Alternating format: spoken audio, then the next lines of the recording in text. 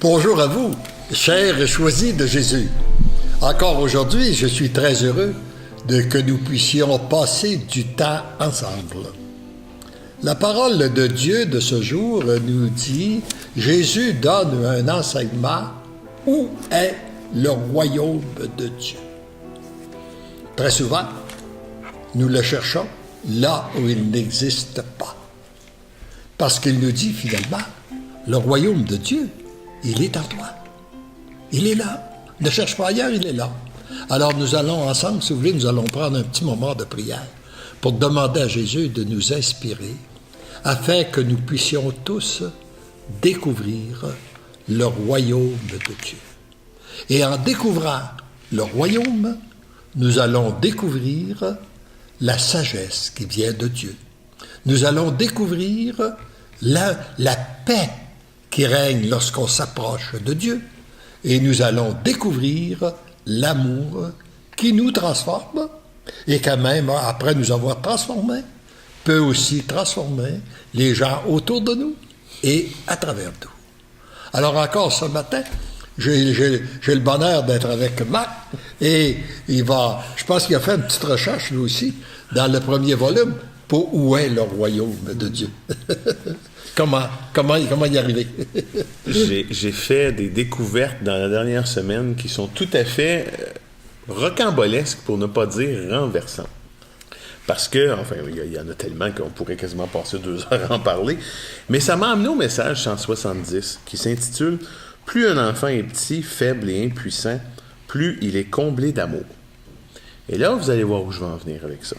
Parce que le Seigneur vous répond dans ce message-là, plus tu accepteras de reconnaître ta petitesse, plus tu recevras de l'amour. Et là, chers amis, s'est passé plusieurs choses cette semaine. Mais je vais y aller en séquence. Notre garçon le plus vieux, qui est notre 3e enfant, Winston, a 5 ans. Et il est dans une phase de sa vie où il est colérique, il refuse de partir pour aller à l'école, fait des crises. C'est pas facile à gérer. C'est même, je vous dirais, pratiquement cauchemardesque. Et jeudi dernier, dans un contexte très amical, on était invités à un 5 à 7 où M. Lachance et Mme Élisabeth étaient présents. Et là, s'est produit quelque chose de tout à fait fantastique. Un peu frustrant pour moi, mais néanmoins très révélateur. Notre beau Winston, qui entend parler de M. Lachance à gauche, M. Lachance à droite, il voit sur l'écran d'ordinateur de maman, il voit les livres, on lui a lu les histoires. Alors là, pour lui, M. Lachance fait partie de son univers intellectuel. Mais lui voulait le voir en personne. Mais Winston ne s'est pas contenté de voir M. Lachance et de lui dire bonjour. Non! À 2-3 reprises pendant le 5 à 7, Winston, sans demander de permission, sans cérémonie, sans introduction, s'était lancé sur M. Lachance en lui donnant, et à Élisabeth, des gros câlins. Il fait pas ça avec nous autres. Alors là, je me disais, mon Dieu. Là, je pouvais pas m'empêcher de me dire, j'ai l'impression que c'est pas lui le problème. C'est peut-être nous autres qui n'avons pas compris la petitesse dans laquelle on doit pénétrer pour aller vers son cœur. Parce que M. Lachance n'avait pas d'attente. M. Lachance, il disait pas de manger ses céréales, il disait pas de mettre ses pantalons, il disait pas d'aller brosser ses dents, il disait pas d'être sage, il disait pas de pas jouer dans la décoration du sapin. Non, il y avait un cœur ouvert à lui. Et l'ouverture a été réciproque. Alors ça m'a frappé.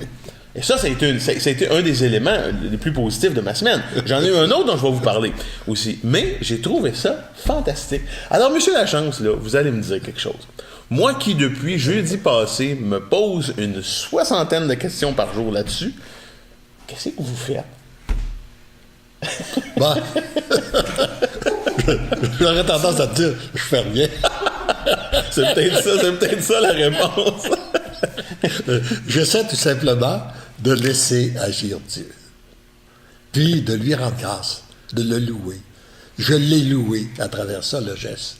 Que quand Winston est venu se jeter dans mes bras, pour moi, c'était Jésus qui venait se jeter dans mes bras pour dire, pour me témoigner son amour. Et je l'ai accueilli comme ça.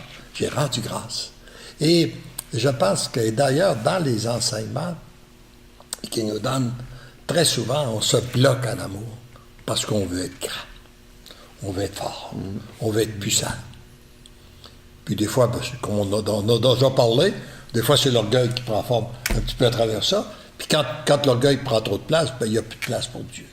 Il n'y a plus de place pour la petitesse. On veut tout contrôler. Mais regarde, ce que le monde a besoin, ce que nous avons tous besoin, c'est d'aimer et d'être aimé. Nous sommes des êtres créés pour l'amour, le véritable amour qui vient de Dieu. Et ce qui nous enseigne à travers les volumes, c'est que, comme là, tu élèves des enfants. Tu as un petit... Quand ton enfant avait 6 mois, là, c'était-tu facile de lui donner de l'amour? Hein? Oui, il se laissait faire. Quand il est rendu à 2 ans, ben là, ça change. Ça brasse un peu plus. Ça fait plus. Et puis quand tu arrives avec ta grande fille, et qui a 15 ans, ben là, au-dessus, c'est une autre affaire. Hein? C'est un autre monde. Plus on grandit, plus on veut être autonome, moins on accueille l'amour de nos parents. Hein? En tout cas, c'est difficile de le manifester. Mais c'est la même chose qu'on a dans la relation avec Dieu. Plus on accepte d'être petit, plus on revient dans notre petitesse, plus ça permet à son amour de passer à travers nous. Et je pense que finalement, c'est peut-être ça que les enfants peuvent reconnaître. Hein? L'amour qui existe à travers la personne qui vient de la chercher, tout simplement, sans rien dire, sans rien faire, en étant là, tout simplement. Oui, puis vous avez tellement raison que ça m'amène à ce qui m'est arrivé le lendemain. Parce que naturellement, il n'y a jamais rien qui... C'est vrai, avec le Seigneur, il n'y a rien qui se passe pour rien. Puis là, ces temps-ci, j'ai l'impression qu'il m'envoie des messages pas mal souvent, là. Il accentue la pression. Alors, le jeudi, ça, c'est l'événement Winston.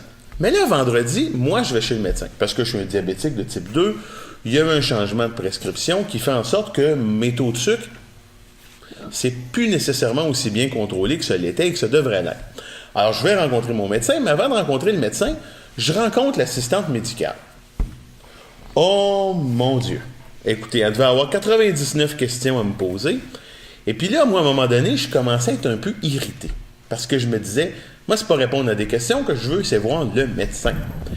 Et puis, à un moment donné, du tac au tac, la femme dépose le crayon, elle me regarde. Puis elle me dit, monsieur, vous êtes très stressé. Très, très stressé, ça se voit. Puis elle dit, c'est des considérations professionnelles, financières, matérielles. Mais elle dit, vous avez 4 enfants.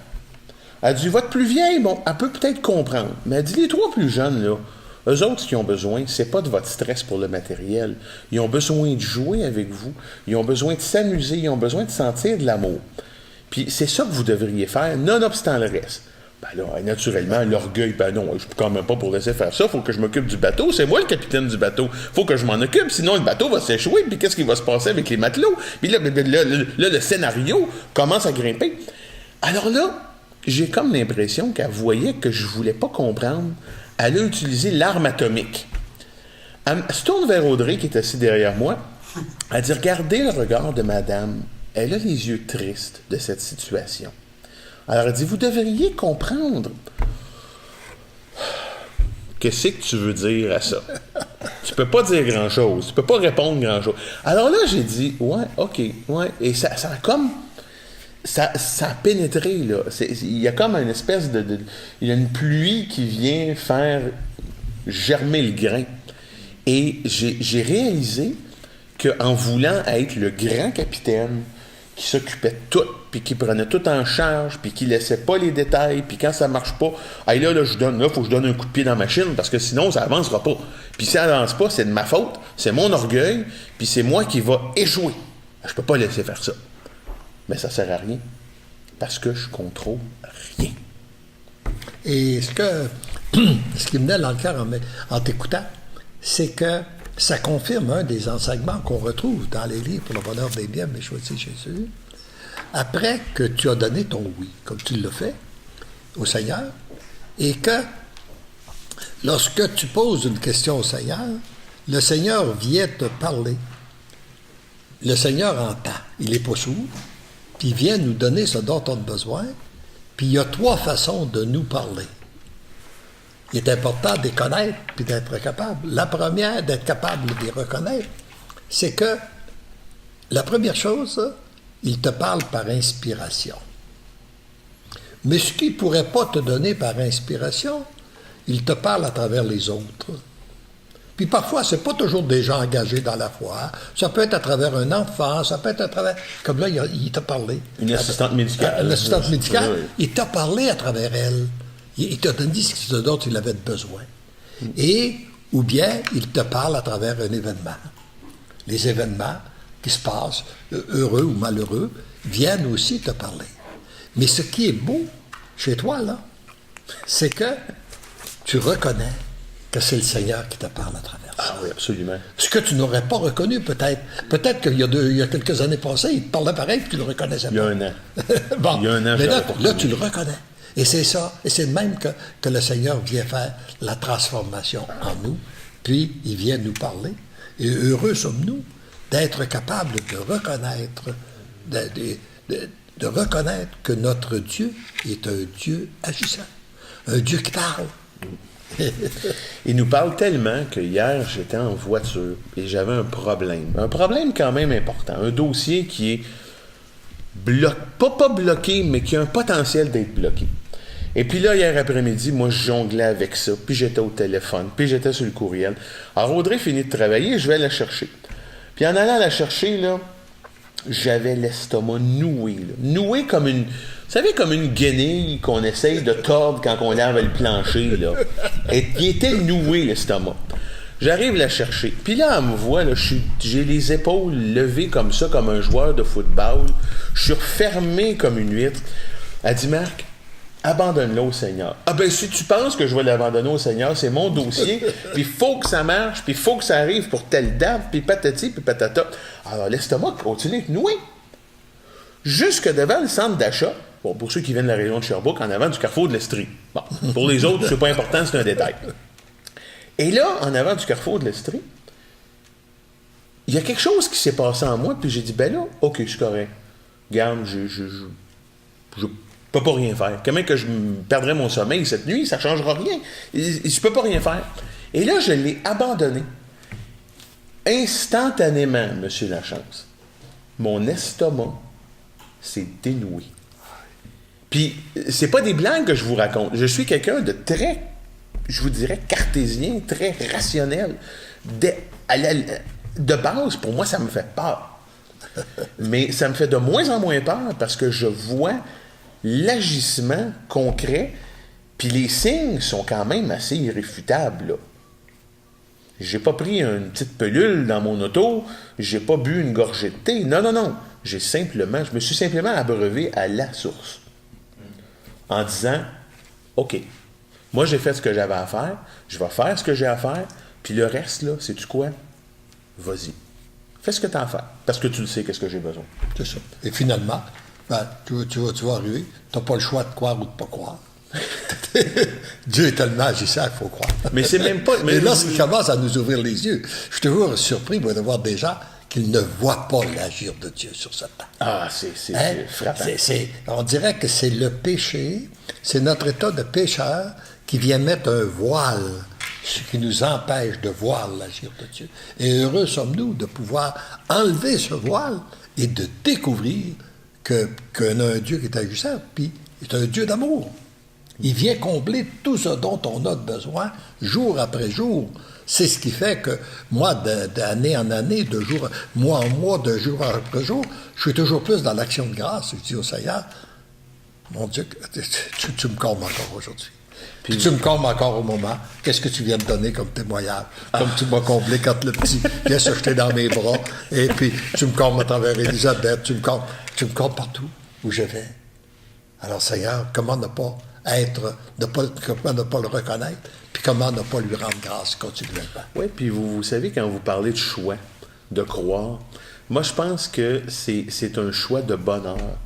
Parce que dans toutes ces difficultés-là, puis je pense qu'on ne se le cachera pas, là, mes 2 dernières années, n'ont pas été les moments les plus glorieux de ma vie. Là.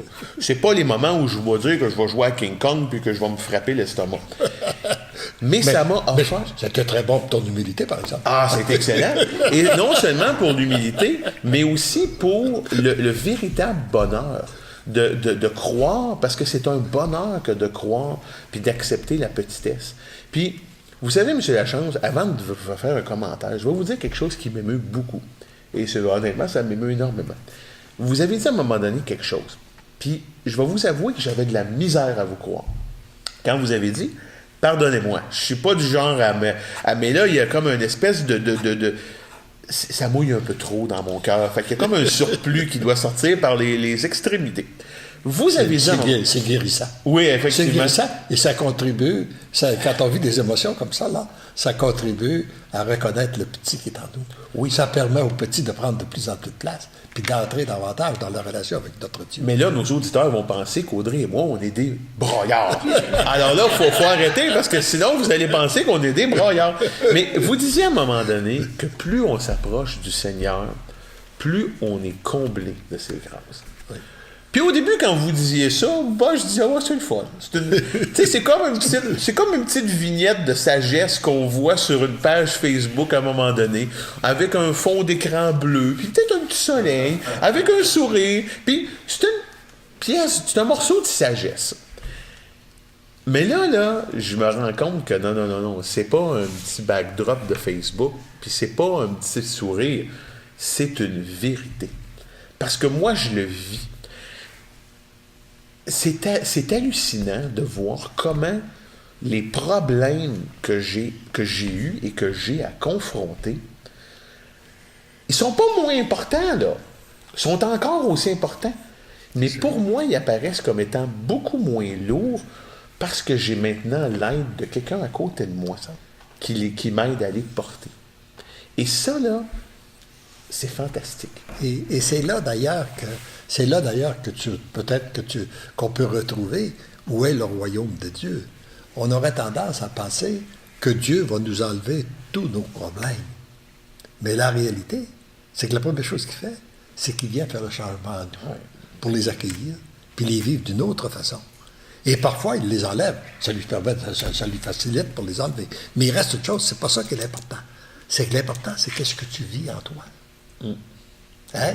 La paix qu'il te donne. Parce que moi, j'ai vu quitter des gens qui ont quitté cette terre avec le cancer, puis qu'après avoir donné tout leur oui au Seigneur, ils m'ont dit, il y a un seul mot pour décrire ce que je vis, c'est jubilation. Avec toi. Plus que la joie, plus que l'accueil, plus que l'acceptation, c'est la jubilation de la présence de Dieu. Alors c'est ce qui produit l'intérieur. C'est ce qui se vit à l'intérieur. Et c'est là réellement qu'on peut découvrir là où est le véritable royaume de Dieu. Et plus on le découvre, moins on veut le perdre. Puis plus on doit penser qu'il faut prendre du temps avec lui pour la prière, la pratique des sacrements, l'Eucharistie, se nourrir le plus possible de l'Eucharistie, prendre du temps avec lui pour ne pas perdre ce qu'il nous donne à travers ça. Et au contraire, le cultiver. Oui, puis quand vous parlez de découverte, M. Lachance, une des choses qui m'a beaucoup frappé ces dernières semaines, c'est les gens qui vous écrivent au sujet de nos Facebook Live. Et je ne veux pas nommer de nom parce que, je ne veux pas dévoiler des choses, parce que quand vous écrivez en privé, vous voulez conserver une certaine confidentialité et on respecte ça. Mais je trouve ça fascinant et ça vient me réconforter. Ça me réchauffe le cœur quand vous m'envoyez ces messages-là, parce que ça témoigne qu'on vous rejoint. Puis c'est ce qu'on veut parce que c'est un vécu qui n'est pas abstrait. Moi, j'ai longtemps conçu la croyance et la foi comme étant en haut. Et aujourd'hui, ça a comme descendu. À un moment donné, j'ai commencé à dire « Oh, c'est à mon niveau. » C'est parti d'en haut, c'est descendu. Puis là, savez-vous quoi? Ça a pris la forme d'une flèche, puis là, ça vient de rentrer dans le cœur. Alors là, c'est pas abstrait du tout. Alors, j'apprécie. C'est très concret. Puis gênez-vous pas de nous écrire. Hein. Ça nous fait plaisir de vous lire. On vous répond peut-être pas toujours au quart de tour, mais sachez que ça nous fait plaisir. Parlant d'écrire, est-ce que nous avons des commentaires ou des salutations? Tout à fait. fait. On a des gens, entre autres, on a Sarah de la Norvège qui nous dit un beau bonjour. La Norvège. Exactement. On a Guylaine qui a finalement réussi à joindre à nous, donc on est très contente de la compter parmi nous. On a Jean Col qui nous écrit d'Angers. Carole également. Sabine, qui fait longtemps qu'on n'avait pas vu, qui est finalement de retour parmi nous, donc ça fait très plaisir de vous voir tous. On n'a pas de questions en tant que telles, mais j'en aurais une, moi, pour vous, Monsieur Lachance. Les questions, Audrey! Là, j'ai peur. Non. Mais parce que c'est pas juste Marc là, qui vit là, des événements dans sa vie qui sont un peu particuliers. Oui, mais vous allez voir, cette semaine, on a vécu une drôle de situation où on avait... quelqu'un qui avait une réaction de œil pour œil, dent pour dent. Et ça m'a frappé, là. Ça m'a tellement frappé de plein fouet, cette attitude-là. Puis je me suis dit, ça marche pas. Donc, j'ai voulu la réparer à ma manière. Et on en a parlé avec Marc par la suite. Puis on disait, toi, Marc, étais-tu d'accord avec ça? Qu'est-ce que tu as pensé de ça?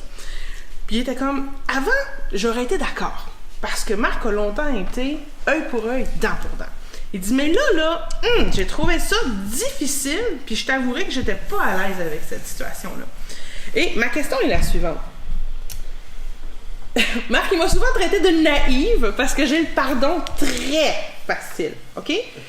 J'ai pour mon dire qu'un jour, là, on va tous mourir, puis toutes les querelles, les choses négatives qu'on a vécues, ça va être des bagatelles. Fait que pourquoi réaliser sur son lit de mort, j'aurais dû t'aimer davantage, ou on n'aurait pas dû se quereller, on n'aurait pas dû faire ça. Pourquoi qu'on peut pas faire tout de suite de notre vivant? Sauf que ça tombe dans la catégorie, Audrey, t'es naïve si tu te fais marcher dessus, etc. Mais moi, je pense plutôt que non, c'est par amour. Puis j'essaie d'aller au-delà de ce conflit-là et de voir la personne. Mais c'est pas facile. Fait que vous, qu'est-ce que vous pensez de ça, le phénomène œil pour œil, dent pour dent? Comment qu'on fait pour sortir de cette routine-là, parce que ça m'a frappé cette semaine de voir que c'est comme ça que certaines personnes établissent leur relation avec d'autres. Puis j'ai fait, ça m'a frappé. Ben, je pense d'abord que tu as donné la solution. Hein? J'ai ressenti beaucoup de sagesse à travers ta réflexion, là. Alors, je sais pas s'il y a d'autres choses à ajouter, mais il y a beaucoup de sagesse. Et c'est sûr qu'on ne viendra, c'est pas par la violence que l'on va vaincre la violence. C'est par l'amour. L'amour est plus fort que tout. Et ce qu'on a à demander au Seigneur quand on vit des situations comme celle de souffrance comme ça ou de rejet de personnes qui sont violentes, c'est de demander au Seigneur la grâce de pouvoir les regarder avec les yeux de la foi. Les regarder avec les yeux d'amour. Les regarder avec des enfants profondément, comme on regarderait un enfant qui est profondément blessé. Oui. Hein? L'enfant qui est blessé puis qui se montre agressif, tu tapes pas dessus, là, hein? Tu lui dis, écoute, viens, mon petit. La maman le prend dans ses bras, le papa le prend dans ses bras, puis le cajole, et puis ça vient guérir sa blessure. Hein? Alors, c'est ça que, c'est de ce regard-là. Et peut-être, puis moi, je pense que pour que l'amour circule sur la terre, comme il est dit dans les volumes, il y a deux chemins. Le Seigneur a juste deux chemins pour nous rejoindre par son amour. Il y a en direct, puis il y a à travers les autres. Alors, il se peut que la personne que tu rencontres comme ça, qui est violente, ça se peut que le Seigneur veut se servir de toi pour la rejoindre.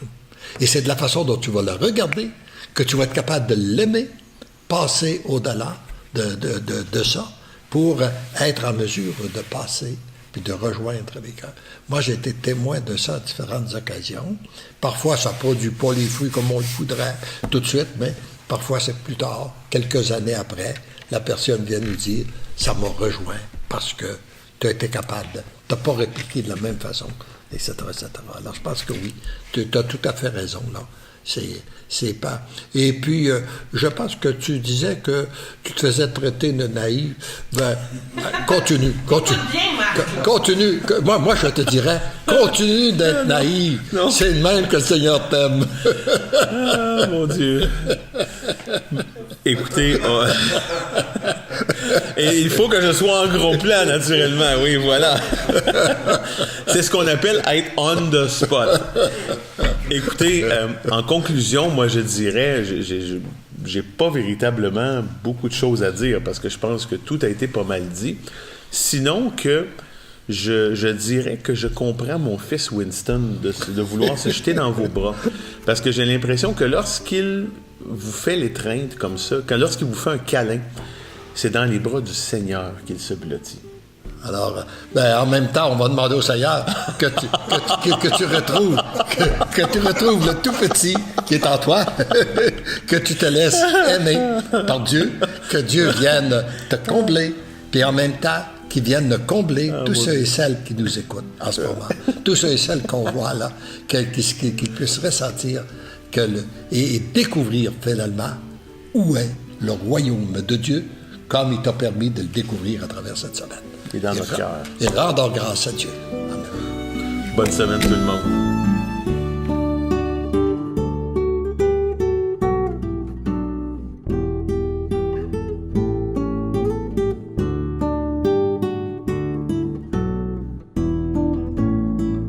Thank you.